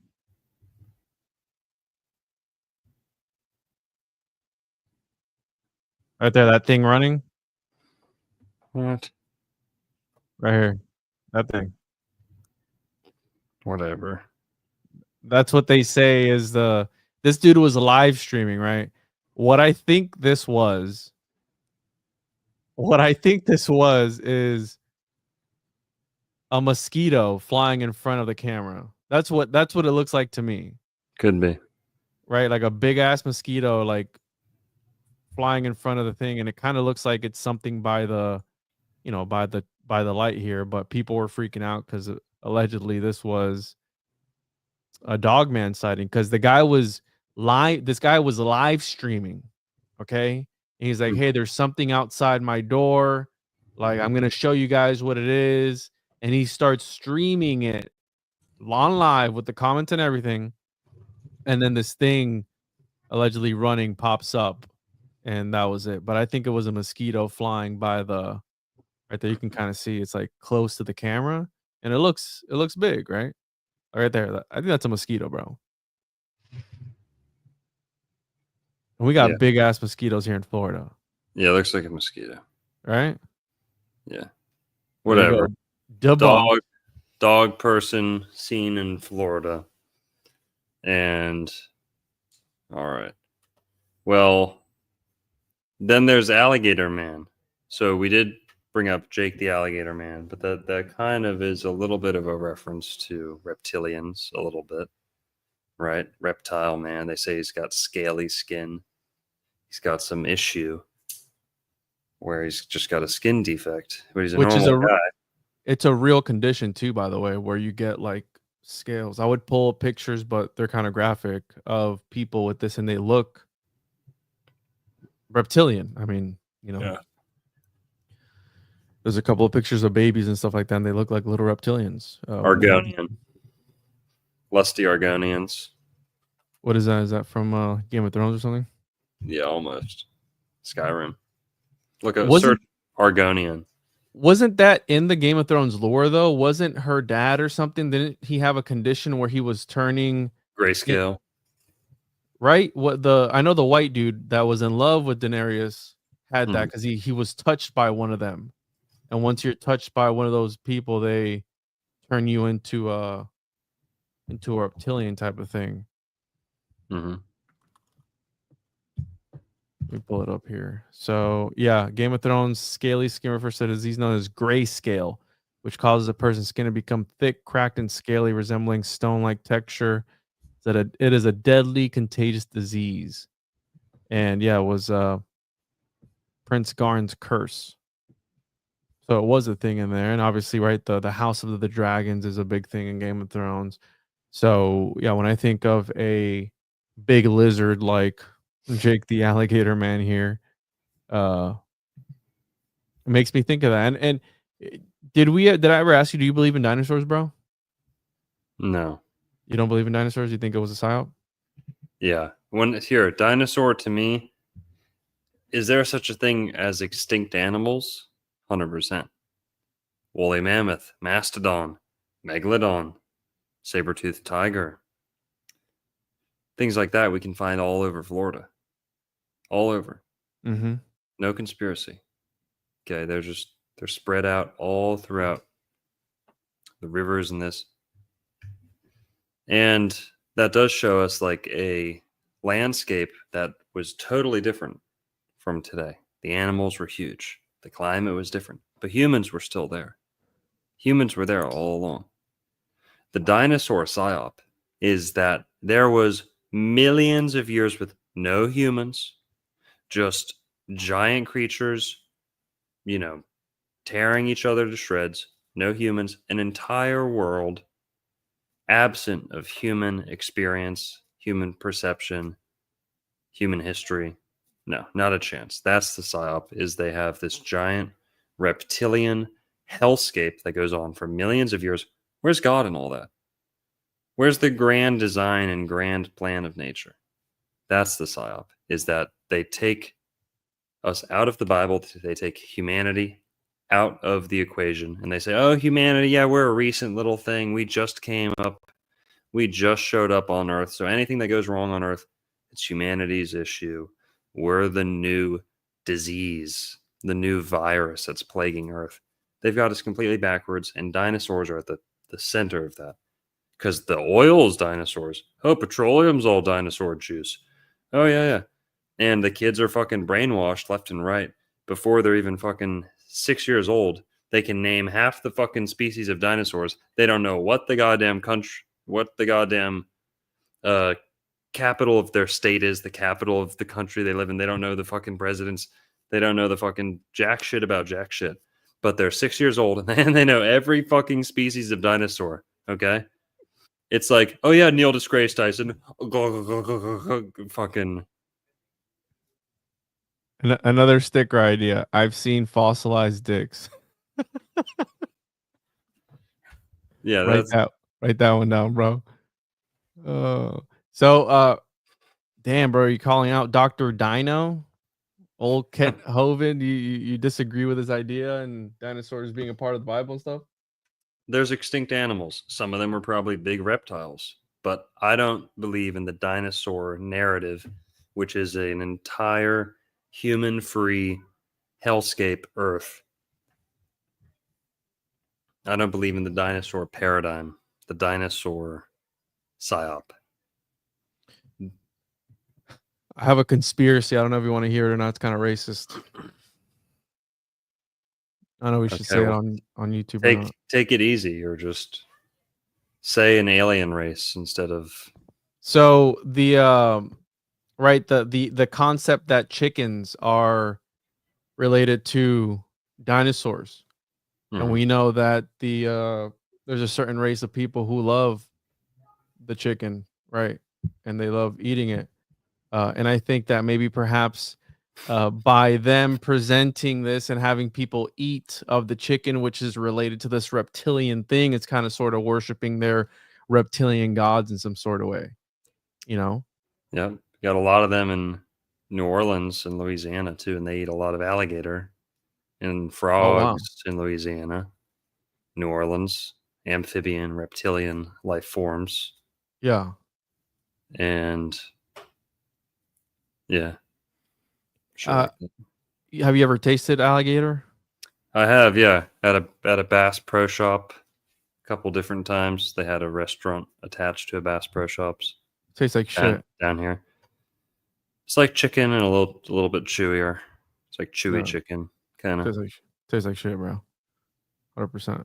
Doesn't taste like Yeah. chicken at all. It's like super gamey and just yeah, I don't like the taste of it, but that's a little conspiracy I have as to hey, make the people love it, make the people eat our gods, literally enter their bodies, and you know, these other things. If you look at history, it tells you something else.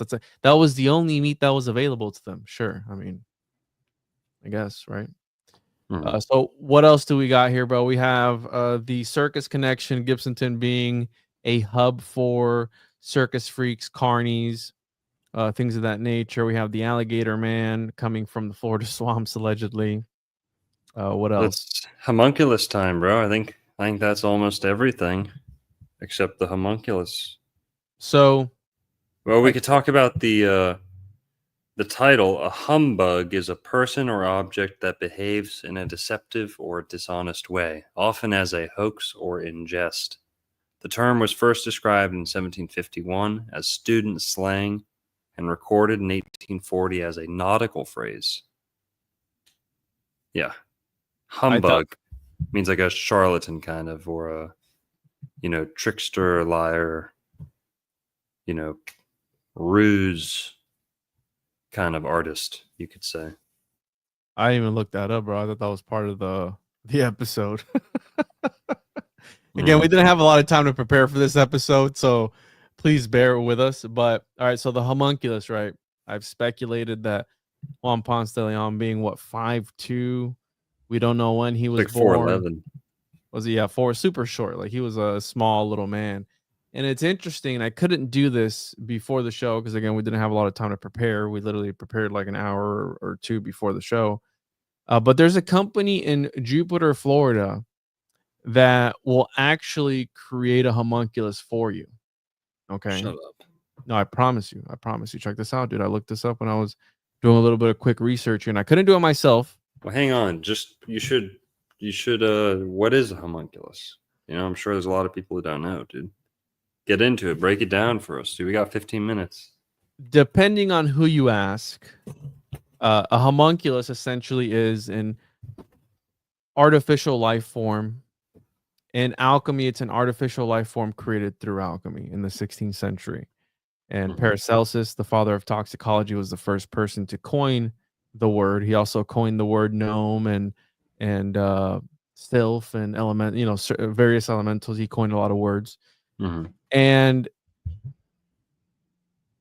the homunculus, aside from other things that you could achieve in alchemy, various magnum opus, I guess you could call it, right? The elixir of life, the philosopher's stone, the rebus, various things you could do with alchemy. Alchemy is a multifaceted, interdimensional topic. And it's interesting because we talked about the fountain of youth and all these other things in previous episodes. But the alchemists were also trying to look for the key to immortality, and some had allegedly figured it out. But at its core, alchemy is about turning base metals into gold, projecting them to their purest forms. And then it gets into a more mystical, interdimensional aspect to where it's about harnessing unlimited energy. Fulcanelli allegedly predicted nuclear power 5 years before the Manhattan Project, and the OSS went looking for the immortal alchemist Fulcanelli, because he said that it was the secret to alchemy was about harnessing this energy, and then once you achieve the magnum opus, you were able to step outside of space and time and manipulate it from the outside. And within alchemy is this little thing called the homunculus, where the practitioner that would make this thing, the alchemist that would make this artificial life form, and the Jewish version is a golem, which is a man made out of dirt or clay, and he's animated through the use of word magic. Right? Golem, like Gollum, right? Yeah, Gollum, yeah. They believe that their language is sacred so that they could animate things, right? Mm-hmm. But the homunculus is more of a blood and bones miniature human. That's what it means, small man. And these alchemists would create this homunculus. And some stories talk about, Paracelsus talks about, hey, you can let them grow into old age and set them out into the wild, and they would become mystical beasts. Some would become giants, others would become dwarfs. So if you think of like a leprechaun is kind of sort of like a little homunculus. He's protecting gold. What's the goal of alchemy? To get gold, right? And then in other cases, they would use the homunculus for various magical rituals. Now, some people say it was to acquire godlike powers, become impervious to pain, talk to demons, see demons, make trees grow, drive someone insane. You can use various parts of the homunculus's body. You chop it up and dissect it and vivisect it. Its liver wrapped in the skin of its forehead would let you see demons and things of that nature, right? Things like that. And other people describe it as wanting to become God, right? Because again, how I mentioned earlier, during the Atlantean times where they were doing this sort of manipulation of DNA with various animals and beasts and things of that nature, chimeras, you're creating an imperfect form of something perfect that God has already created. You're trying to emulate God. You're trying to become God, right? So when they say that the mad scientist, right, Frankenstein, it's alive, which is another version of a homunculus, right? He's a chimera pieced together from various parts. Allegedly, Mary Shelley had heard stories of alchemists in that area when she was traveling around that had allegedly animated cadavers. And that's where she got her story from, her inspiration for Frankenstein. And so Frankensteinberg.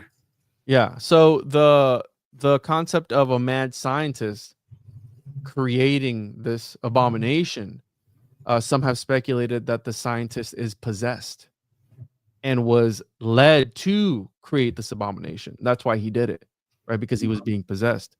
Some people have called the homunculus an artificial demon, because there are stories in various literature that homunculus have no souls. So you have the aspect of maybe demons or Nephilim can inhabit the bodies of these homunculi. Where does alchemy come from? It comes from the Nephilim. The bloodline of Noah, some trace it back to Hermes Trismegistus. All of Noah and Noah's sons, they were all allegedly using alchemy. And that's how they were able to live for so long. Some alchemists think that the book of Genesis was actually an encoded message on how to create the Philosopher's Stone. Again, there's various interpretations of this, but the homunculus, could be used to be your friend, right? It was a magical entity that came from alchemy, which is magic, so it could see the future. It could bring the moon down from the sky for you, could move the celestial bodies for you. Or then you could use it as a sort of utility knife of the occult, where you could chop it up and use its various parts to gain powers. You could anoint your feet in its blood and you could walk on water. things like that, right? And then another aspect of it was a consciousness transference, to where you could create this host, and the alchemist was able to transfer his essence or his consciousness to it to live forever. Okay, so the homunculus has various stories throughout history. That's a quick lowdown breakdown of what a homunculus is, of what it's used for, why it's created. For Paracelsus, it was more of a philosophical thing. It was about some would view it as, in my opinion, I think that's the true magnum opus. If you truly want to, uh, you know, become a god, you can create life, right? And they're doing it nowadays. And the funny part about the homunculus that brings it all into perspective is that we know test tube babies are a thing, right, Longo? We know that they're a thing. We know they're creating animals in artificial matrices. We know that they're growing them, right, in artificial matrices. And the idea of human clones has been a concept since, at least, right, the Raelianism stuff. That was what, 2000s? As of recently, they've made a mouse without a father. Oh no, they made a mouse that came from two fathers. They're creating artificial embryos in labs. Now, the funny part about that was in Israel, right? Out of all places. The law says that an embryo needs to be disposed of after 14 days. Those are the laws for an embryo. What are the laws for an artificial embryo, a copy of that? Right. There are none, right? So they created a copy of something to try, in my opinion, to navigate around that. And bro, Crowley wrote about the homunculus. Jack Parsons wrote about the homunculus. Yeah. So by definition, we have Crowley writing about the homunculus, and he broke it down. Hey, you don't have to gather the dog dicks. You don't have to do any of that. You just copulate at a certain astrological alignment, certain time of day, certain time of year, and you invoke the elemental or the deity that you want to invoke into the fetus, which he believed didn't have a soul up until the second month. And voila, you have a homunculus. That's what the story The Moon Child was all about. That allegedly inspired Jack Parsons to do his Babylon working ritual with L. Ron Hubbard in 1946, 47, whenever it was, right? People talked about him ripping a rift in space and time. And that's how you got Roswell and all that stuff. But again, this concept of the homunculus, this thing being birthed from you, from the alchemist, it is a piece of you, is linked in this episode because the twin came out of the body of what was his name? Lenny? Yeah. Lanny and Leonard. And part of the archetypal story of AI, Terminator, the Golem, Frankenstein, what happens in those stories? Mini-Me? Yeah, Austin yeah. Powers, Mini-Me, which is like a caricature of all the like evil, twisted masterminds of like all the different. He's got a Mini-Me. He's got a homunculus. What happens in these stories of Frankenstein, the Terminator with the AI, and the Golem? Its creation always goes on a rampage and destroys everything, unalives people. What happened in this episode? Linking it to homunculus, his brother, his I don't know if I'd call it his creation, but his thing went out and started going on a rampage. Yeah, and drinking's what did it too. They said that his liver was failing, which is why the small twin needed to find a new host. That's something maybe we didn't mention, was this little thing. It wasn't just killing for fun. It was looking to find a new host that it could go into and stay alive in. And only its twin brother was able to do that.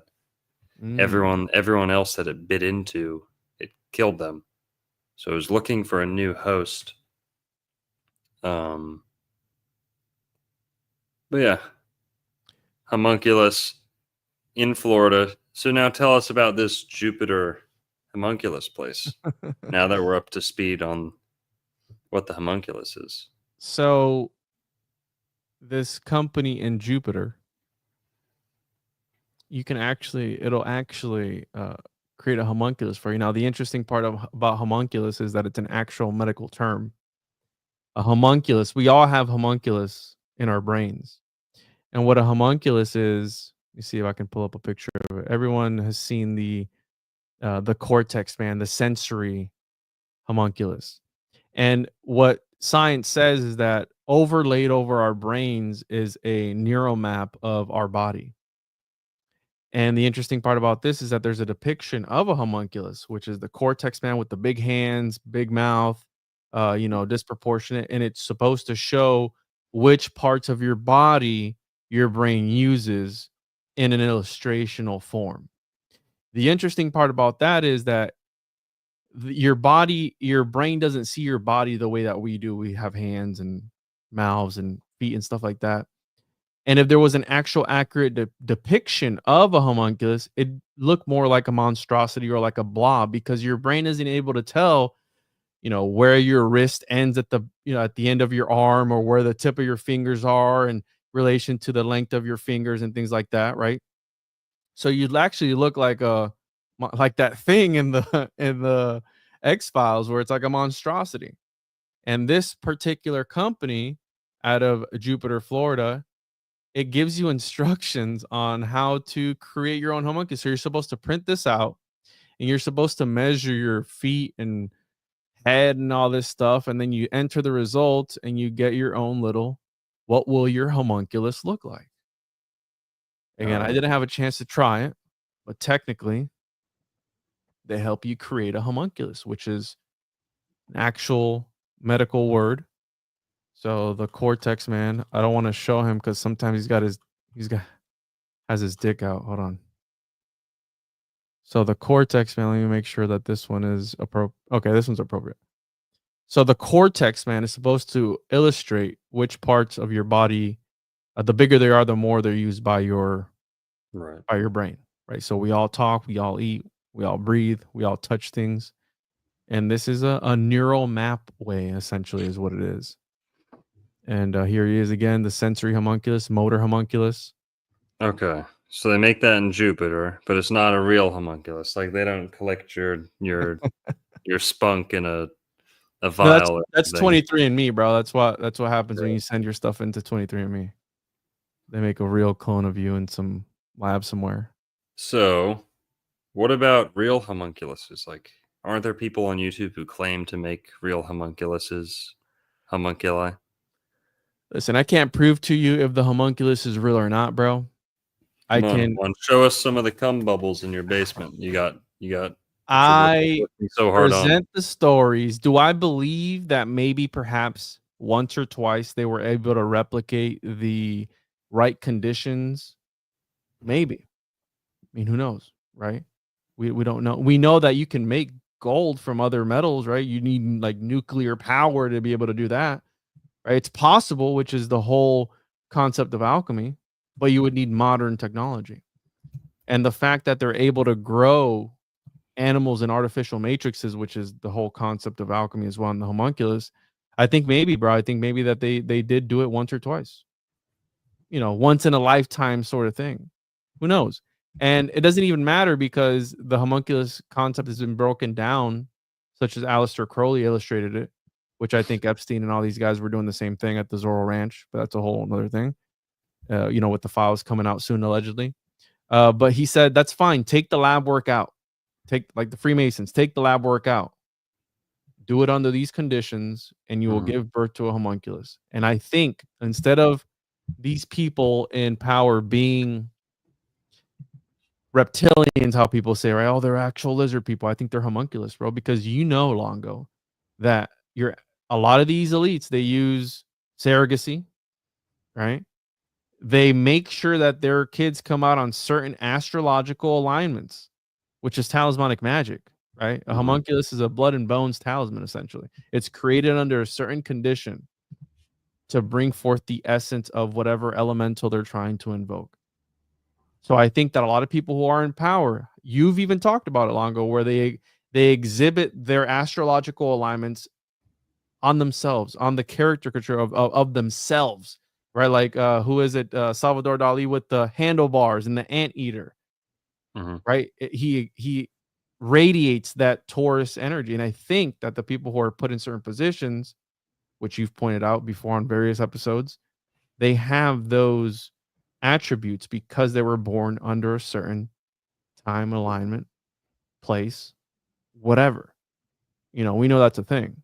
So the whole lab work has been taken out.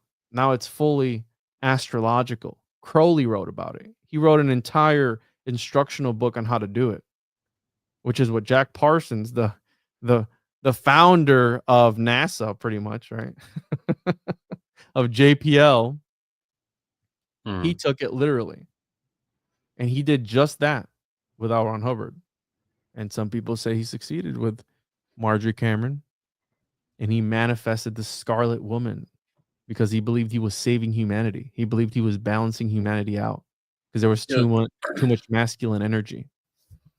Yeah, this also ties back into The Devil's Advocate and Rosemary's Baby a little bit. You got it. With the satanic, demonic impregnation ritual. But yeah, we're at 2 hours here. That's usually where we cut it. I think we got through everything. The Freemasonic Circus connection, and then Homunculus, right? The murderous Homunculus, a joined twin, and a whole lot more sprinkled in between. But again, short notice on this episode. We weren't planning on talking about this tonight. Yep. Had a guest fall through on us, but no sweat. They looked up the channel, bro. They looked up Old World Florida, saw your stream from last night. We're like, yo. Yeah. He was like, honey, kids, come look at the channel I'm going to be on tomorrow night. And they were watching our show last night. Yikes. No, yeah. Hey, dude, it happens all the time. And again, I don't get butthurt when people cancel. I get no's all the time. Hey, I looked at your stuff. I don't like it. Cool. We keep on moving. It's part of the game. It happens. It's not going to be the first time it happens. We're going to probably try and have another guest on who's going to flake on us. And hopefully he's okay and nothing happened to him, right? But who knows? Yeah, this is short notice, but I think we still did good and we're able to scrape together this episode. Yeah, guys, and this coming Thursday, we're going to try and do Yuli's Gold. Right? Juan? I guess. Yep, Yuli's Gold. That'll be the movie we're doing. We're going to tie it to what part of Florida was that? Northeast Florida, Volusia County, I think. Volusia? Yulee. There's Yulee, Florida. Yulee, Florida, and the place. And the Jews with the gold, right? Yeah. Awesome. We'll do that up. Civil War gold gone missing. Civil War was a psyop, bro. Never happened. Right. Can we say that on YouTube? You can't deny the other thing, right? But you can deny the Civil War? Yeah, pretty much. Why you can deny the elephant slaughter, the elephant massacre, the multi-generational Moorish elephant slaughter. All right. Bro. That's it for tonight, everyone. See you next Thursday. This was fun long ago. And as always, everyone, make sure to follow me on my backup channel, Juan and I Media. I did get demonetized from the main channel. I won't be posting on there until I try and fight the strike. And I've been uploading all of our Coquina Cowboy episodes, which I think we have like 25 episodes over on the Occult History and Symbolism podcast feed. So if you guys want to listen to the audio only, make sure to check that out on Apple, Spotify, any podcast platform. I have 20 something episodes already uploaded on there. So go back in time and listen to some of the stuff that we've talked about. Sure, yeah, guys. We're signing off here. See you next week. See you That's guys. You don't want to plug anything else? Whatever. Old World, Florida. Can donate for some dinner tonight if you guys want. Some shekels. I think we got a couple. I think we got one. Well, a $4.99. There you go. That was on your channel. Thank you. Yeah, I'm not hosting. Juan's hosting tonight. Sorry. Oh, my bad. Couldn't see. That's all right. Yo, so shout out to Vehicular Alchemy. Vehicular Alchemy says with the $4.99. Hey boys, I hope all is well down south. I found some good Victorian stuff in the small towns up here in Georgia. Mention the X patents. Huh. I also wanted to make the joke that X-File, it's like, might be like kind of a Hollywood tongue-in-cheek, like X PDF file. Like if you were once if you were once a PDF file and you're no longer a PDF file, you're just an X file. No, the way I've heard it put, according to the Dark Journalist, is that when the X files from Twitter X start to get leaked, when they were censoring everything, they're going to be called the X Files. So when people look it up, X Files, they get this show instead of the actual X Files. So it's a sort of way of getting people off track. 40 years or 30 years ahead of time, they were getting people ready for that predictive programming cover up. Who knows? They do that. That's what Yuli's Gold is all about. Yuli's Gold almost has nothing to do with the real Yuli's Gold. So that's a clear example of that tactic where just total distraction, Hollywood movie, but all good. Well, we'll catch you guys next week. Appreciate you, Longo. And as always, everyone stay safe, love each other, and peace. Night night.